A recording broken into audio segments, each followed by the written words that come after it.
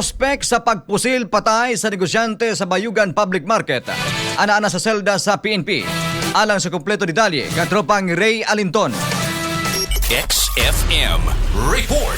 Patay ang usa ka 53 anyos nga vendor human kini pusila sa ulo samtang nag-atiman sa iyang negosyo sulod sa Bayugan Public Market sa may Purok Jer sa Barangay Taglatawan, Bayugan City niadtong Mayo 17, 2026 sa may alas 10:30 cities buntag. Gila sa kapulisan ang biktima nga si Punta Umar Arobi samtang ang suspetsado na ilhan nga si Adrona Montaner ansam 50 anyos nga usa-usab ka vendor og residentes mao nga barangay. Sumala sa inisyal nga investigasyon sa Philippine National Police, kalit nga gisulod sa suspek ang biktima gikan sa loyo o gipusil kinig gamit ang gituuhan nga kalibre 45 nga pistola. Tungod sa grabing samad nga naangkon, nakabsan dayon sa kinabuhi ang biktima.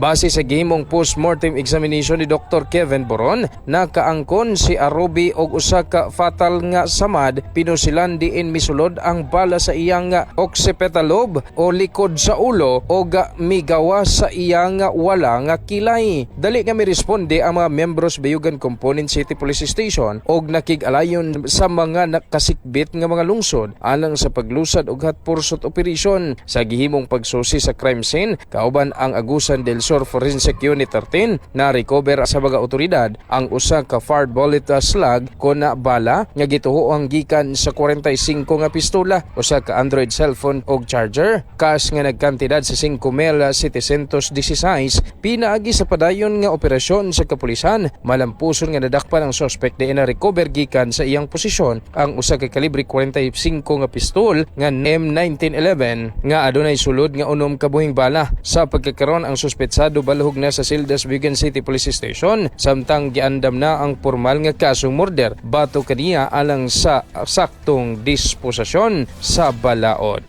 Ako si Adron Ansa Montaner. Moto nga naitabo ra to kay tungod sa niari akong igsuon kay gitawagan siya, nagtinawagay sila nga mobalik kay sila.